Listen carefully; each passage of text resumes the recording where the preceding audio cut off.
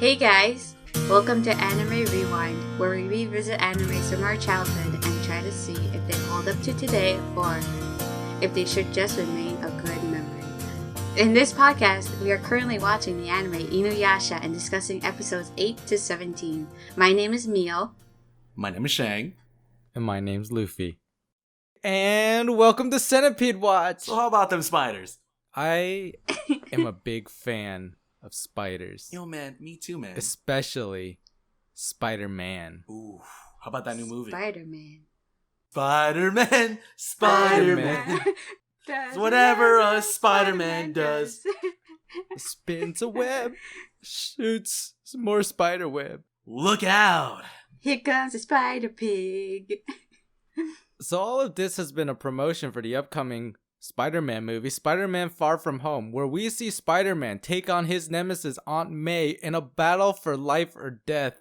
What do you guys think about that plot? Marvel's really stepping it up, don't you think? Because she killed Uncle Ben! Uncle Ben! Uncle Ben! His rice was so good, she was just jealous.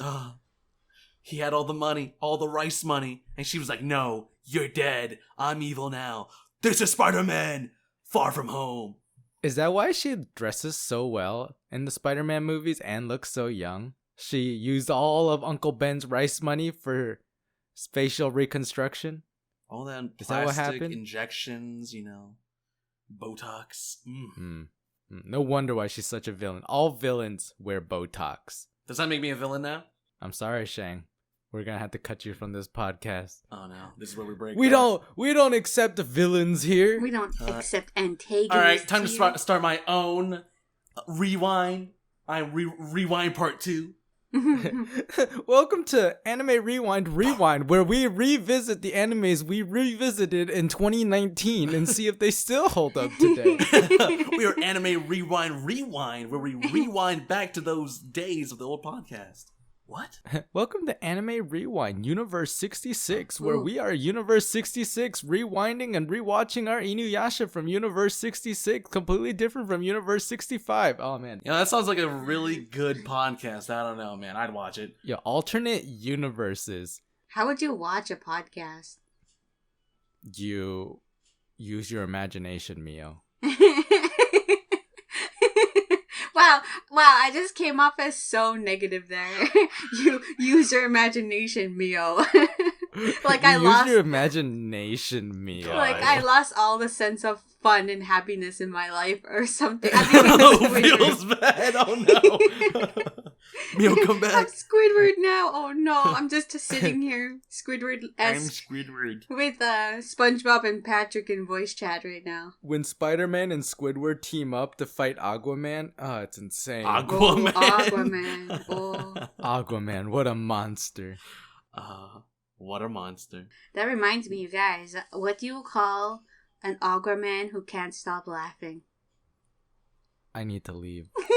Well, I'm curious now. What? Jason Momoa. Alright, I gotta go.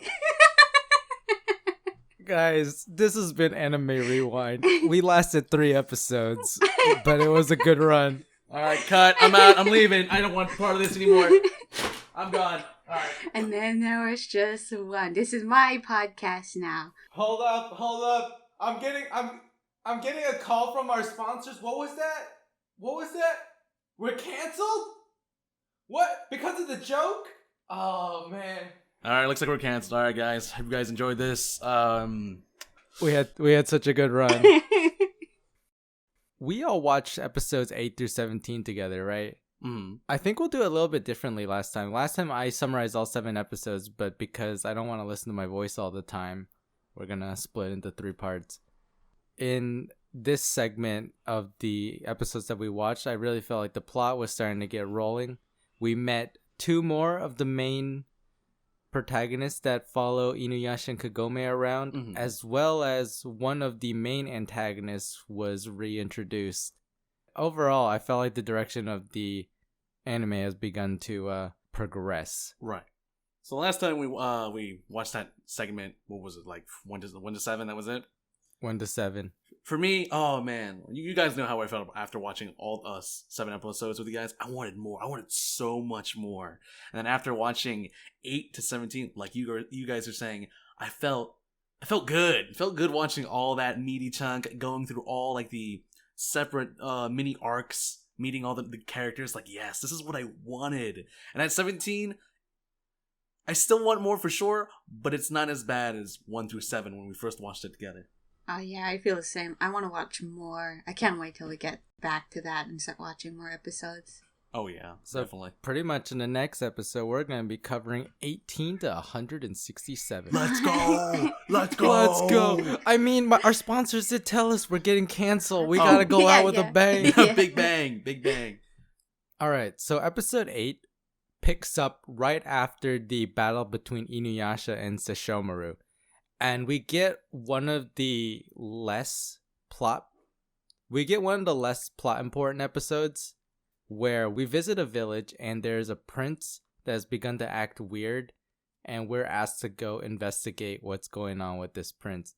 And so InuYasha and Kagome, they're just traveling along, bickering as usual, and they run into a guy named Nobunaga. And like Kagome gets really excited because she's a nerd, right? She's just one of them nerds. She's like, Nobunaga, sign my keyboard, please. Please. Yeah, she's gonna be there with her swirly geek glasses and like. Are you Oda Nobunaga? No, my name's Henry Nobunaga. Oh no, Henry Nobunaga. Yeah, so then Henry Nobunaga signs her sheet of paper where she just pulls it out of nowhere and says Henry Nobunaga, and she's like, "You're not Oda Nobunaga. How dare you sign my sheet of paper?"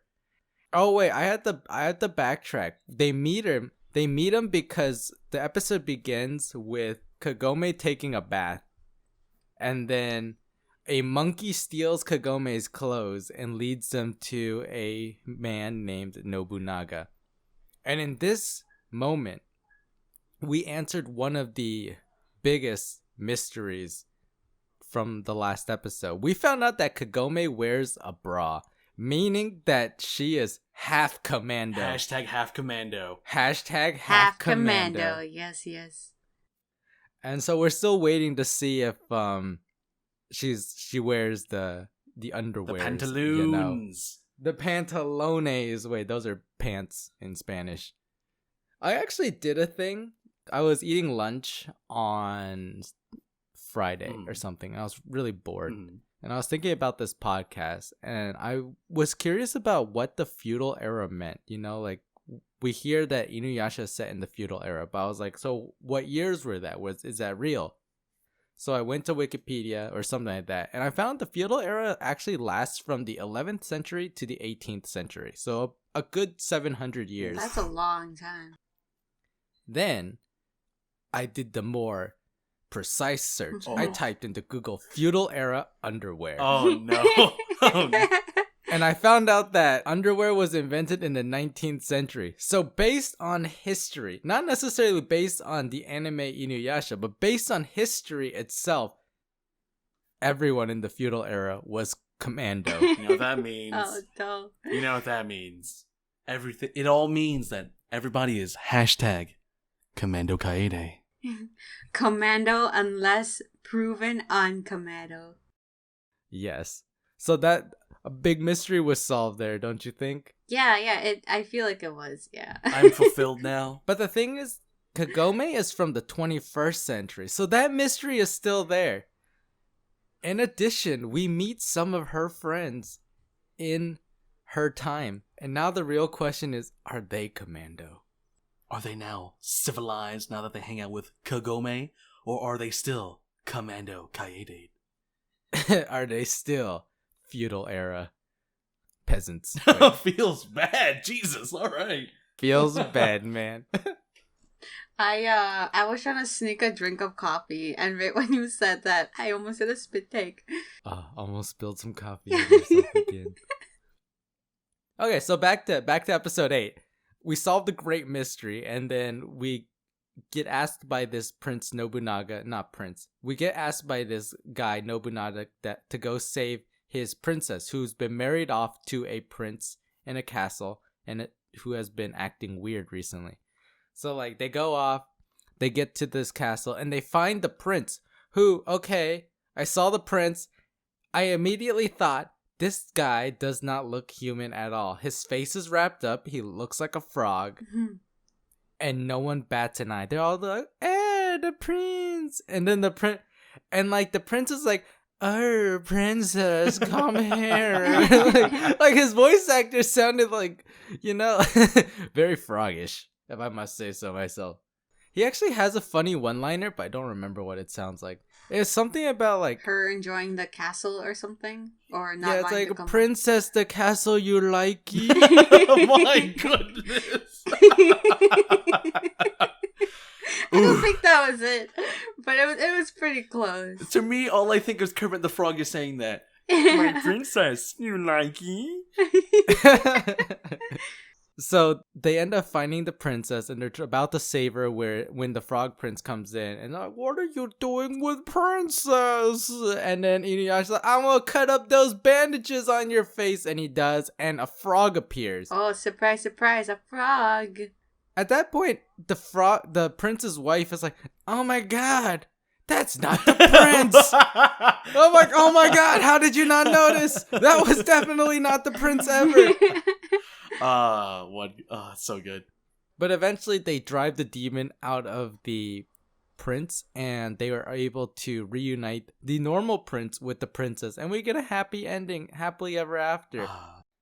And so that episode kind of concludes, and I think it was to serve as like a little bit of downtime between a high action scene like InuYasha versus Hishomaru and the introduction of another main protagonist who appears in episode 9, which is our main boy, Shippo. He's a fox demon whose dad was murdered by 2 Thunder Bros. Apparently what happened was like his dad had possession of a Shikon Jewel shard, and the Thunder Bros were like, we need more power, and they killed him. That's essentially the story. And like there's at one point like Kagome is like, so Shippo, how did your dad come in contact with the Shikon Jewel shard? Shippo, and in the best plot protection line ever, goes, I don't know. He just did. It's so good. He just had it. He just had it, man. I don't know. You know what's wild to me now that I think about it is that ever since the episode of where Kagome shoots the arrow and just like shatters the jewel, so much has happened after that. It's mind-boggling. I know, right? It's literally probably been like a week. Yeah, and then you find out that like all these demons suddenly have so and so sacred A jewel man shards. turns to a frog. Two Yeah. guys are now lightning gods. A fox just finds a jewel. A lot has happened. And then gets skinned alive and dies. Yeah, so we end up meeting Shippo, and Shippo asks InuYasha and Kagome to help avenge his father, which at first they aren't so like willing to do it, but you know how the plot wheel turns, right? The plot wheel turns. Mhm. And so they decide that they're gonna help out Shippo and avenge his father against the 2 Thunder Bros. Yeah. And so there's 2 Thunder Bros, right? One is like this normal human looking boy, and then another one looks like a frog with 3 strands of hair. Okay. And at this point, I was starting to think that the artist for InuYasha can only draw human people or frog demons. You only get one or the other, and then like maybe a centipede lady in the middle. Maybe he felt that the frog in the last episode wasn't, treated well enough, so had to keep it in the next episode. Had to redeem it. the Exactly. creature. Oh. Yeah. Reusing assets to save money on budget. Yes, Oh, yes. ingenious. It has to be this shape. We gotta reuse this. He barely got no screen time. One of the funniest things I found was with the younger brother. So the brothers are named Hiten and Monten. So Monten is the younger brother, Hiten is the older brother. Yeah. Monten has this obsession with growing hair. He has 3 single strands of hair on his forehead, and his character arc through the next 2 episodes with the introduction of Shippo is he wants to eat beautiful women so that he can grow hair. That's his whole thing. That sounds good to me. And you know what happens to him? He loses all his hair. It just 2 of them get lost because Kagome fires an arrow and they like nick off 2 of his hairs. And he has like a mental breakdown, like, no, Spits lightning out of his mouth. Yeah. and spits lightning out of his mouth. And then later on, he loses the last strand of hair to Shippo, who throws a spin top on him, and it just spins the hair off. To which he then starts to go insane, gets super strong, starts to strangle Kagome, and then InuYasha's like, "Get your hands off my girl, boy!" and then kills him. Throws that sword. Yeah. Throws that sword. Upon seeing his brother Monten die, Hiten kind of gets like super angry. He like goes over to his brother. He's like, my brother Monten, I won't let your death be in vain. And then he takes the nastiest bite off of his brother's head to eat the 2 jewel shards that were in Monten's forehead. He then goes like super strong, like when you get some jewel shards in you, you just have that real balanced breakfast diet. And he gets so strong. And then Kagome is like, I gotta help InuYasha. So she asks Shippo to turn into a bow. Shippo does his best, turns into a piece of poop with some string attached. And Kagome fires the bow, and it hits Hiten in the leg, which is able to knock him off balance enough for InuYasha to get a downward strike on Hiten, who tries to block, but the strike is just so strong that it slices Hiten in two, and InuYasha wins the day. Another one in the books for the good guys. Yeah, good job. So that officially brings Shippo onto the group of InuYasha, Kagome, and sometimes Miyoga. Oh, Miyoga, dude. Oh, Miyoga. All right. Episode 11 is essentially another one of those downtime episodes. The episode begins with Kagome trying to make it the Bone Eater's Well so that she can go back to her time and study for a test. And so she's like on her bike and she's like 3, 2, 1. And she tries to start pedaling. InuYasha shows up. He's like, hold it right there. What do you think you're doing? And she's like, unlike you, I got a test to study for. And InuYasha's like holding this gigantic rock over his head. It's like, oh, no, you don't. And then he like attempts to throw it down onto the well so that Kagome can never go back so that they can continue their search for the jewel shards. But then Kagome's just like, sit, boy, sit. And then InuYasha's back breaks and she goes back into the present time. And the important thing to note at that point is she takes the Shikan jewels back to the present time with her. And so we get back into the present. Kagome climbs out the well, and she starts studying.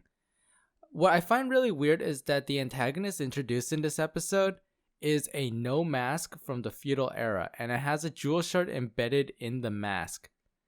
Now the question is, did that jewel shard get embedded into the no mask back in the feudal era and then just stay dormant until the present age, or did that shard shoot through the well and then get embedded in the no mask in the present day?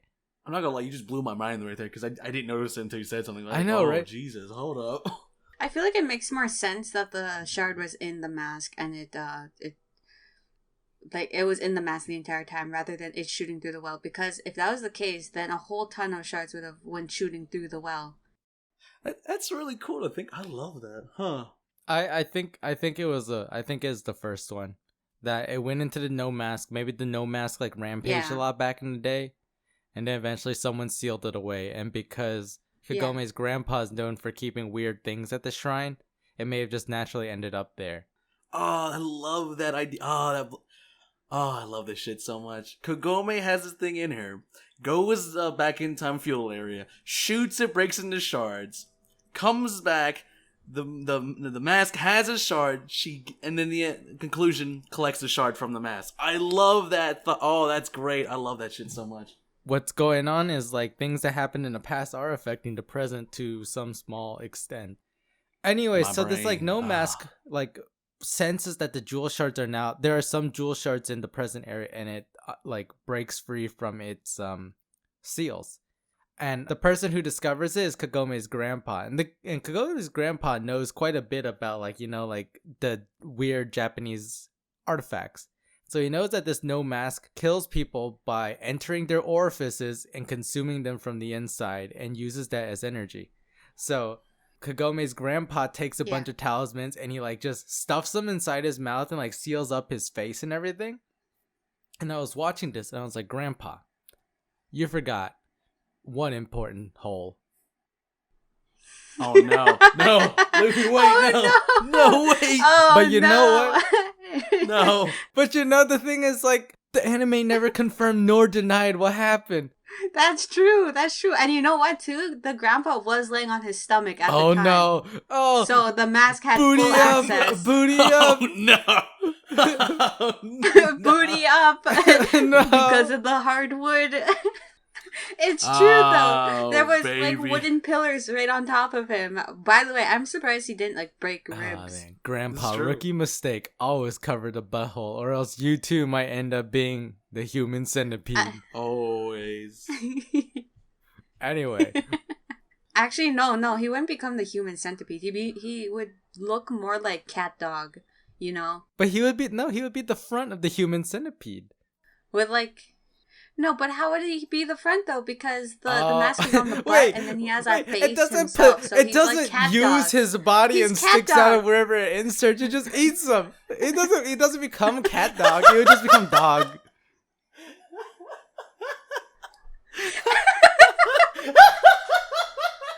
Because the no How would mask he is become dog. dog? Maybe just call me Grandpa No Mask. Oh. Just call me Grandpa now. Oh boy. I'm just dog now. I'm dog. Half Grandpa, half No Mask, all dog. All right, that's enough for episode 11. Let's move on. So episode 12 was the Soul Piper. I don't know what the episode was actually called, but this is actually where we find out that her grandpa has been telling so many lies about Kagome and her health. Yeah, like we were watching the episode and we could not stop laughing at the fact that he came up with so many excuses and so many sicknesses for her, like gout and yellow fever and Herpes. herpes. Was it herpes? I don't think it was herpes. And this is I think maybe episode 11 was where we were introduced to Hojo. I remember we see Hojo at the shrine and he's trying to give Kagome more presents because I don't know what's up with him. Maybe he likes sick girls or something because... What if Hojo was just naturally interested in Kagome and just the sickness catalyzed Yeah. Oh yeah. He's using the sickness his as feelings for her. reason to give gifts. Yeah. Here's free bunions. Got some bamboo stuff. It's not for free hit all the bunions. key It's points. medicine for your bunions. The bunions are the bad thing. Yeah. Oh my God. Here's some more Right. bunions for you, Kagome. I care so much. This is an excuse to meet you. You want to go see a movie? You want to go see a movie? That's actually what happened. You want to go see a movie? Do you want to know if I'm going commando? Oh no. Oh, I baby. feel like that's what Kagome should say to him. You want to know if I'm going commando, don't you? I gotta Oh, solve no. the mystery. I'm from a different universe. Wow. Hojo really taking one for the team. That's right. Hojo is actually the one who is trying to figure out if Kagome's commando or not. Good props to Hojo. At the same time, InuYasha and Shippo and Muryoga are having their own little adventure by trying to repair the sheath to the Tetsaiga using bees for some Oh, reason. that's right. The honey. Steel The bees. steel bees. And then while they're doing that, they hear music playing in the forest and they look behind themselves and they see a yellow floating egg with no shell, by the way. Okay, let's be fair here. Who wouldn't notice a guy on a recorder floating around doing the... That's a trumpet, Shang. That's not a flute That's a or a trumpet. recorder. That's a trumpet. It was playing a flute, alright? It was sounding more like be-doo bee, be-doo bee. Be-doo bee. Like, who wouldn't hear that? Is that the Titanic song? I love that song. I love that song. Let me go play with Don't you let guys. go, Jack. Oh wait, no. Oh wait, no. I'm dead. Wait, what? too. Hold on. Don't let go, Jack. There's enough room on the door, I promise. So, what I thought was really cool was how the Soul Piper also transcended time. Oh, because yeah. Yeah. Well, the Soul Piper you would think is I don't know. playing some sort of role like the Grim Reaper, so he's gonna be an immortal Mm. being. So he would be Yeah. working back 1700, like back in the feudal era, but he could also be working in the present. The question Yeah. is it the same Soul Mhm. Piper that InuYasha Ooh. and that Kagome sees? Oh, wait, I don't like know. there's more than one Soul Piper? Oh. I feel like it'd be multiple because you have to consider the idea that there's multiple timelines running then. If InuYasha has a timeline running in the feudal era and Kagome has a timeline running in the present era, think about how many people would like pass away and about how many instances that Soul Piper would have to like go back and forth from. Oh man. Hey, let me go get this Yeah. caveman boy. Oh no, let me go get this. Let me go get this caveman feudal boy. era boy. Oh no, why do I have so many boys now? Right. After this episode, like I was like thinking, damn, like I love how rich Japanese folklore is. It's so good. There's so much into it. It's Right, the it's good. history in Japan is just the history and culture of Japan is just so interesting.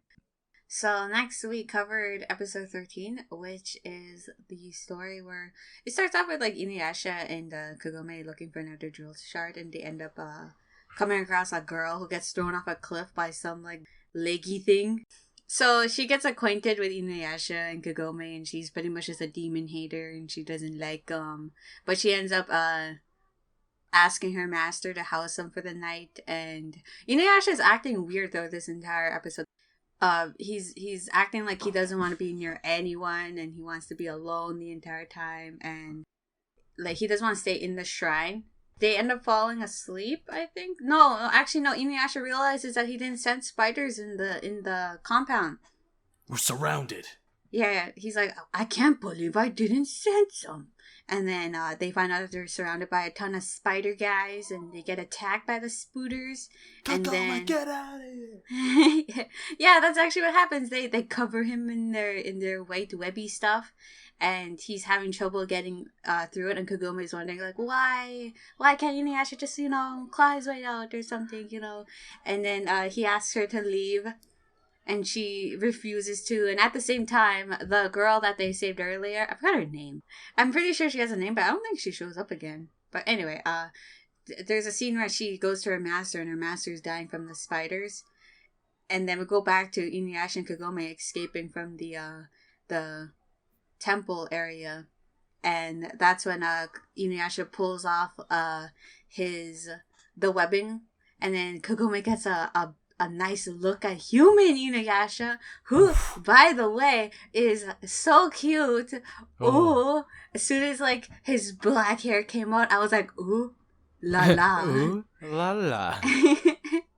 And so we find out that InuYasha's weakness is when every new moon, InuYasha turns into his human form and he loses his demon powers. So on that specific night, InuYasha loses his demon powers and is in human form, and Kagome gets upset about this, saying like stuff like, "Oh, why didn't you tell me? And you don't trust me," and all that. Anyway, Cries. I cry every time, and then from this we find out that the girl from the temple area is still alive, and she comes and asks them, saying stuff like, "Hey, I need help. My master, he's still there. He needs help." And so they go back, and InuYasha gets boo-boos. Yeah. Yeah, he gets boo-boos all over his boo-boos. And Kagome starts crying, and she saves him from the webbing. And then they end up dragging InuYasha into this little room, and they stick, which is I forgot all about this, but they use the Tetsuga as like a barrier. So we get this beautiful scene with InuYasha and Kagome, and their alone time. Everyone rested, and InuYasha's being super sweet to her, and he also asked her to put his head on her knees while he rested. Can I lay on your lap? InuYasha. InuYasha. Kagome, So I'm sorry. I want to point out that InuYasha is so smooth as a human. He is so smooth as a human. He is so smooth. Like, he also asks, why were you crying? Oh, I'm sorry, or something like that. And you smell nice. Like, oh, yeah, he did. Human say you smell nice. InuYasha. He did. He's such a romantic. Ooh. After the whole romantic scene we get with Kagome and human InuYasha, and the spider guy finally breaks into the room, we get like the cool scene where InuYasha becomes demon again, and he kills him so fast that I feel like as soon as he's a demon, he just rips right through and just finishes him. Yeah, that spider was a chump. Yeah, he was a chump. Only reason why he seemed powerful is because InuYasha was a human. And then they continue on their journey. That's right. Yeah, another adventure well done. Also, the girl was like, I'll see you again in the future. But they never saw her Or do again. they? Find out in some later episodes. After episode 13, we continued with the next episodes. And this is where we got more backstory with InuYasha and Kikyo. Oh, Kikyo. So, Kikyo. We all know that's Lupin's bias. Kikyo. So, episodes 14 to 15 basically touches more on the fact that Kikyo is revived. Oh, yes. And she comes back naked, by the way. Ooh. By a witch lady. What was that?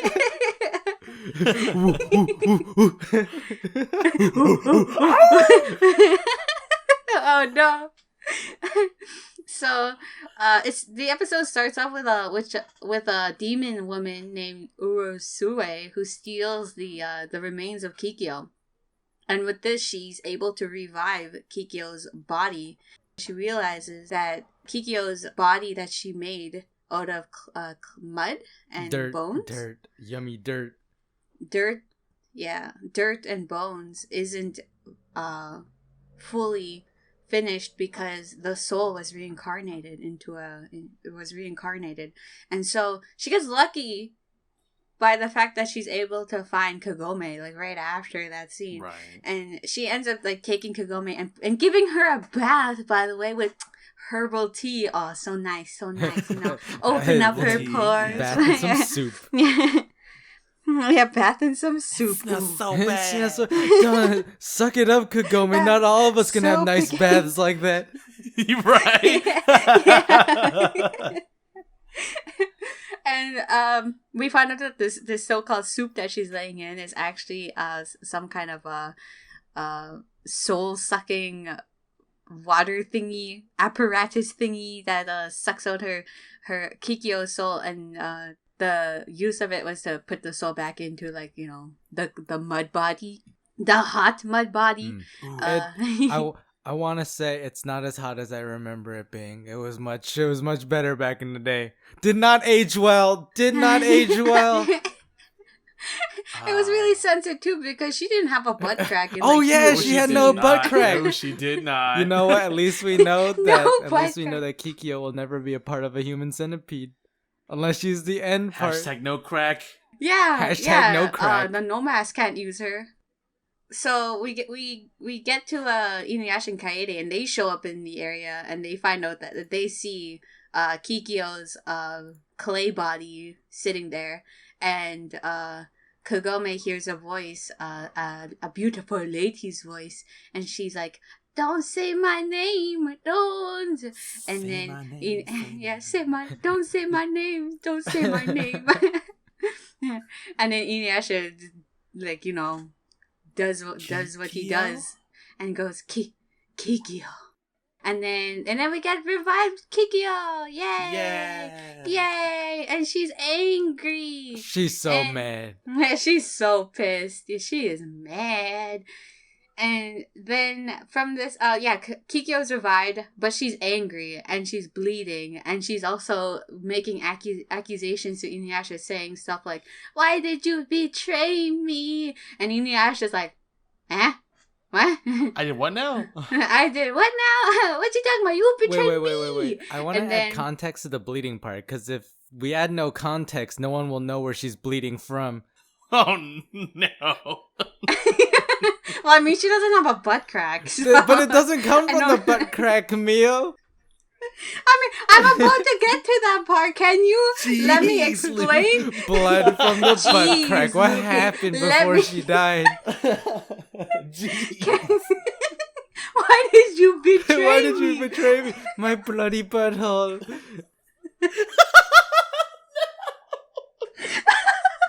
No! Ah, I see you two got the fire Gagando. That's how she actually died. Oh no, she ate a ghost pepper before her death. Why did you put that in my salad? How could you betray me, InuYasha? The heck I ate, eh? What is wrong with you? So we find out that she's bleeding from her shoulder thank at you. him. Not the butthole. Mystery debunked. Mystery debunked. So, we find out that InuYasha and Kikyo have some sort of history together, where in the past, InuYasha was a half-demon trying to get the Shikon jewel, and Kikyo was the priestess protecting it. So they had a lot of back and forth where InuYasha tried to grab it, Kikyo push him away. And eventually, with enough back and forth, they started to get a little like, can I hold your hand kind of thing. A little bit of comfy, little comfy there. Can I take you to the movies? I hear you got some big Gotta bunions. see if you're commando. Learn that she has some thick bunions. You think that's why he betrayed her? She had bunions? Can't be commando. She had bunions? Yes. No, Yes. no. I was talking about the fact that she doesn't have a butt crack, so she doesn't need to What be do you mean? commando. There's still another part that things leak out of from the front. Oh, no. What happened to this podcast? Anyway, so eventually InuYasha and Kikyo come to this agreement where InuYasha says, I will use the Shikon jewel to become full human so that we can live together forever. And they agree to, yes. Kikyo agrees to bring that Shikon jewel to a specific time and location. The day she does that, a demon that looks just like InuYasha arrives and attacks Kikyo from the back and grabs the Shikon jewel and says, I can't believe you fell for that. I'm gonna become full demon. He he he he. And then a parallel scene happens at the same, like a little bit after, a parallel scene happens where InuYasha is running because he was actually in a field waiting for Kikyo to bring the jewel shard. And then he sees someone that looks just like Kikyo fire an arrow at him. And that person says, Die, InuYasha. I never wanted to be with you anyway, you ugly demon.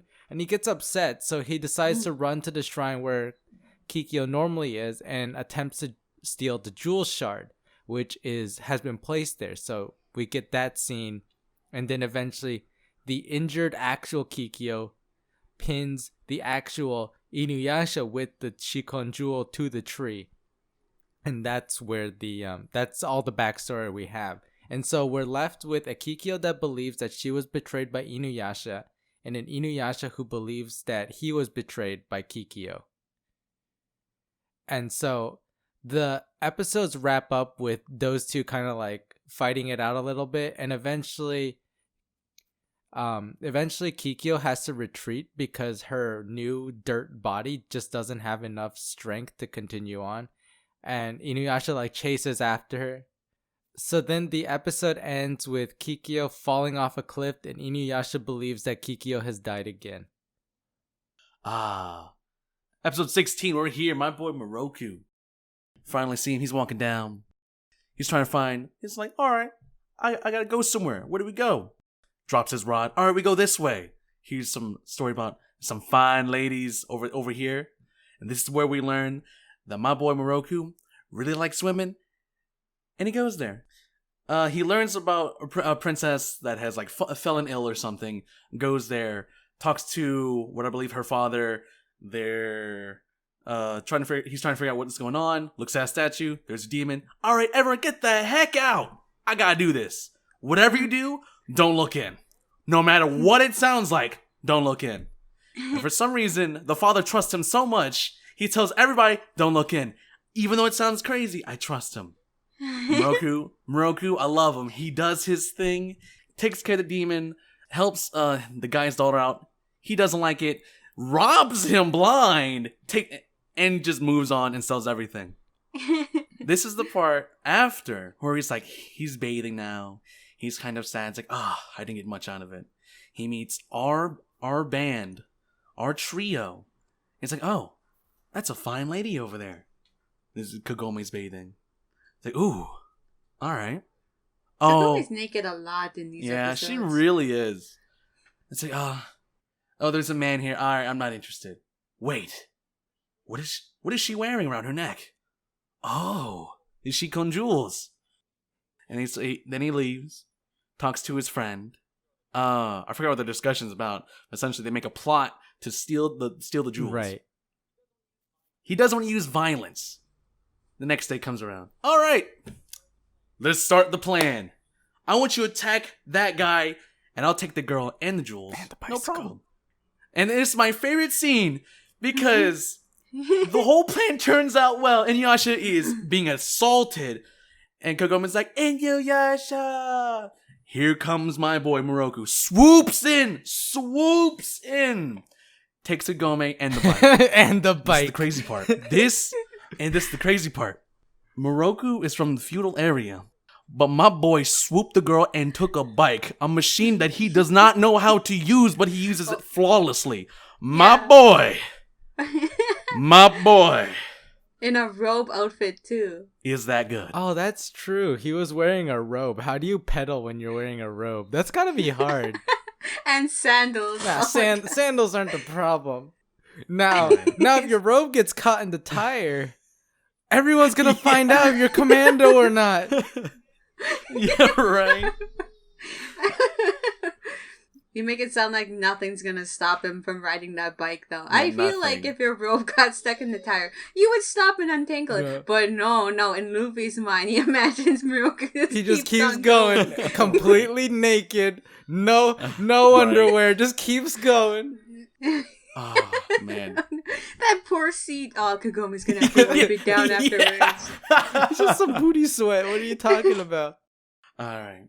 So after this scene, he gets what he wants. He gets slapped by Kagome, falls. He has what he needs. He's out.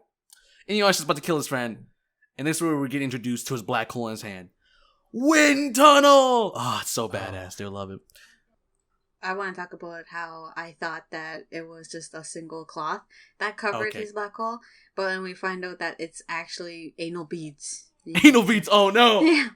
Yeah, this is the perfect time. Not the This is the anal perfect time to beads. bring up the anal beads, alright? So I forgot all about the anal beads, alright? I was a kid.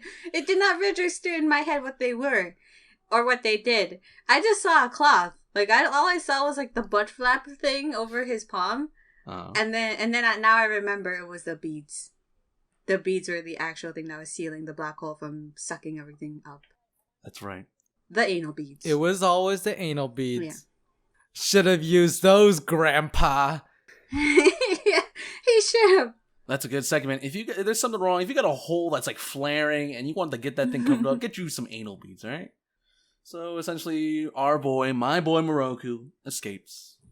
The trio's on the chase. They find him, and then the epic battle between our boy InuYasha and my boy Moroku begin.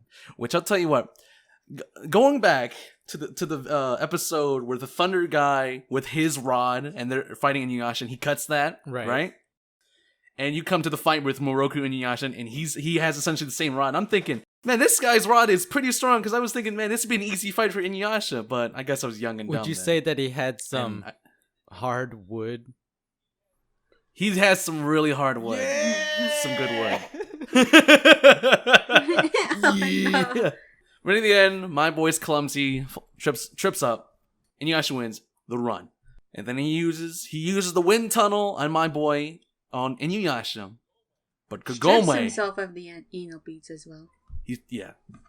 takes off the anal beads. Wind tunnel! But Kagome's smart, she knows. She's like, wait a minute, I know the trick. She's like, I know what it's gonna do. I'm gonna throw my body at him. She's so smart.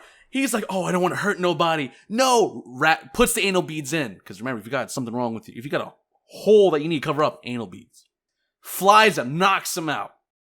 And then, at the end, hey, Moroku, you want to be part of our party? Yep, sure. Let's do this together, because we have a story to tell you. Because we're after the same guy, because his grandfather was a very strong priest. Went around doing his priestly thing.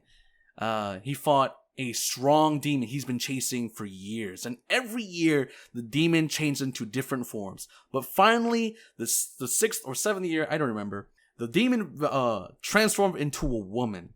Now, the funny part about this is his grandfather, he's just like him. His grandfather really likes women and got tricked.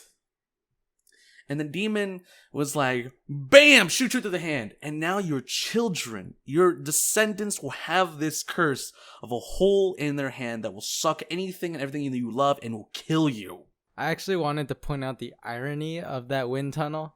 If both the grandfather and Moroku were very lecherous men, you would think that they were always on the journey to get the good suck, right?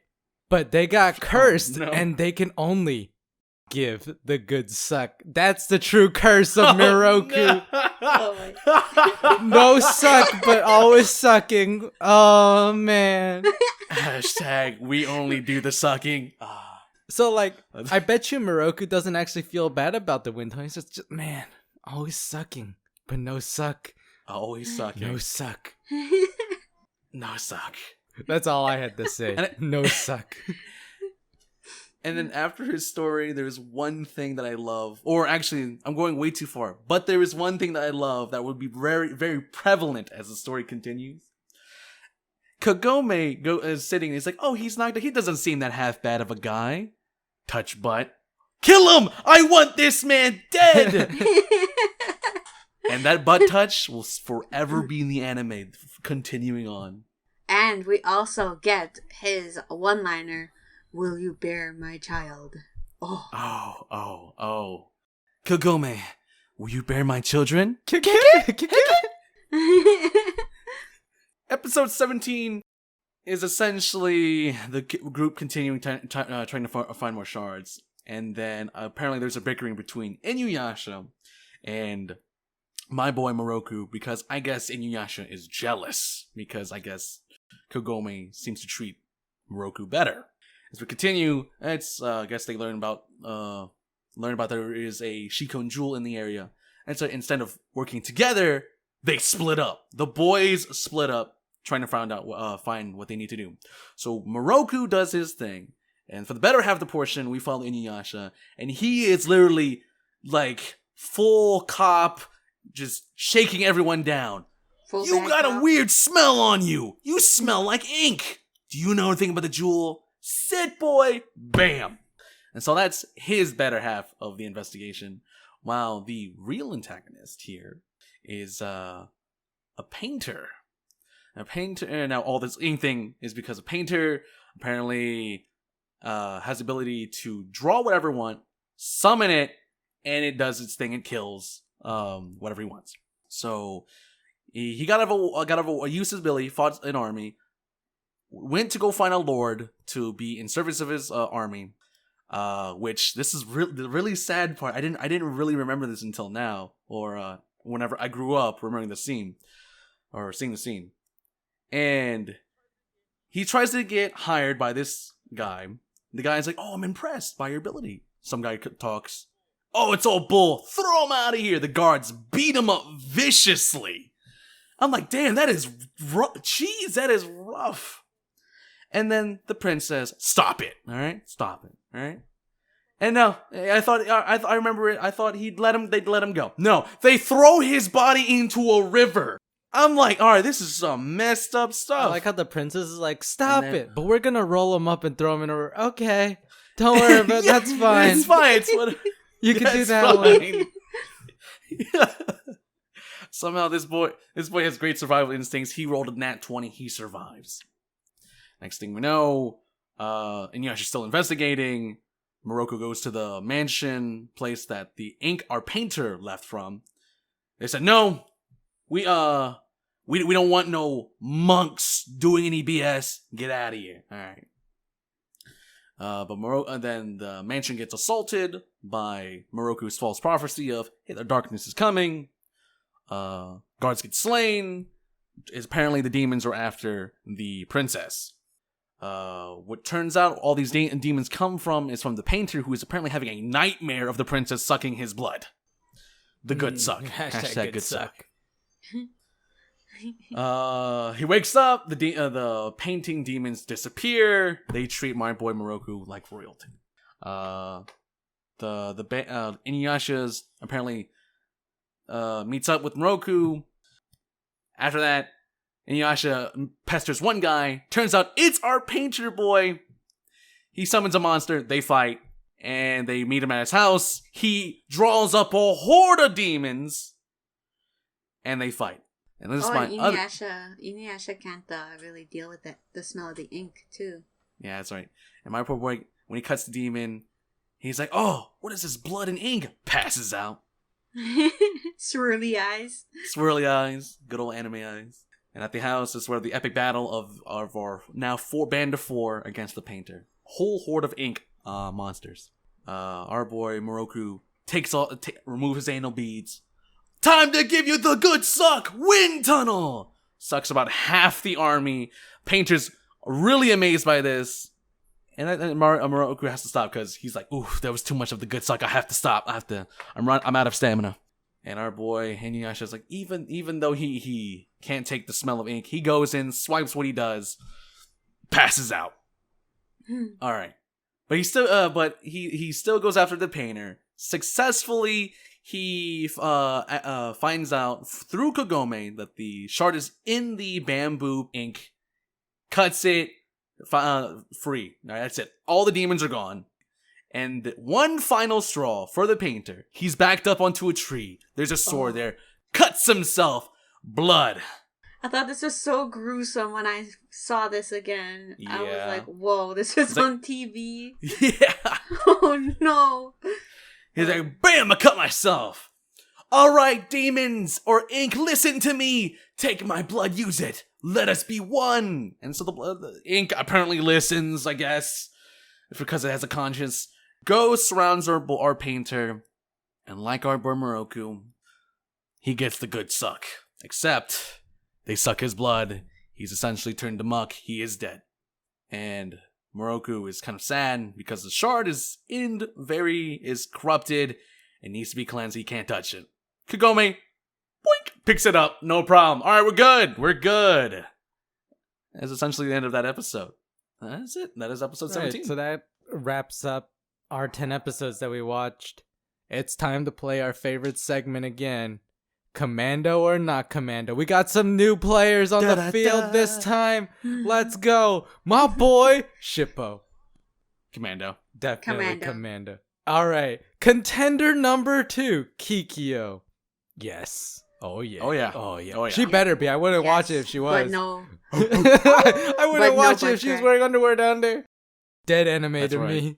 All right. And then the third contender, Miroku. Oh, no, you forget someone very important as well. Urosue. I don't want to think. Commando I really or not don't want to commando. think about that. I left her out on purpose because I don't want to think about that. Oh no. Oh no. Oh no. I'm scarred. Oh. I cannot watch InuYasha anymore. I'm in Sorry. hell. We can just say she's more advanced than the other characters and say that she's commando. Advanced commando. All right, and our final and third contestant, Miroku. Most deaf. All right, do you think Miroku ever had a moment where he's using his wind tunnel and he actually sucked his clothes in too? You know, like the first time he tried using it, like, oh crap, I can't control. Oh, I love my favorite outfit. I'm naked again. when he's growing up, it's like this small little baby tunnel in his hand. What is this? It's just a them vacuum cleaners that just like suck up like fabrics. Like, get that out of there. He just pulls it out. You think he was one of those like middle school pervs? You know, like suck the panties away. There's a good chance. Yeah, I believe that. I knew it. I knew our boy was a perv. See, I I imagine that Moroku has like very easily dry cleaning. It's like, he just washes clothes in a river, holds up to a tree, wind tunnel, easy dry. But imagine easy how dry. much trial and error he had to do before it ended up not sucking in the clothes into his wind tunnel. Yeah. Get me the anal beads hurry before he gets in there. Give me the anal beads. Where'd my anal beads go? Oh, they're in my butthole. Oh no. I always saw Miroku as like, like when he's like a young priest, he's trying out this wind tunnel. It's like, don't worry, stand back, guys. I'm gonna take care of these demons. Uses his wind tunnel. It gets a little crazy. Then he's like, okay, I did it. And he like looks down. There's no clothes. Oh no! Naked again. I'll get you next time, demons, without embarrassing myself. All right. I wanted to take a moment to thank the people who tweeted out to us using the hashtag Commando Kaede. So thank you to our one and only listener, Saint Kaizen. Thank you, Saint Kaizen. Can I get some Thank Kaizen you. blesses for Saint Kaizen? Kaizen. Bless. Cousin, bless. So next time we meet up, we're going to be watching episodes 18 to 27. That's actually going to conclude what Viz Media dubs as Season 1 of InuYasha, so we should be hitting a conclusive point at that point. But just a little look forward, we're going to be introduced to one of our next main antagonists as well as another protagonist. And I think Shang will be really excited for these episodes because someone very important is coming up, and my boy... It's Bagel. You said bagels? I love bagels. Bagels. Ooh, I'm excited. Now let's go watch tonight. All right. 18 to 167 because we got canceled. Let's go. Oh, Let's go. baby. All right. Anyway, this has been Anime Rewind. Thank you for watching. If you really like this content, make sure you shout us out on Twitter using hashtag Commando Kaede. The podcast is available on iTunes and Spotify as well as YouTube now. So if you guys can, go ahead and subscribe to Spotify or iTunes to be able to get these episodes more quickly and more conveniently.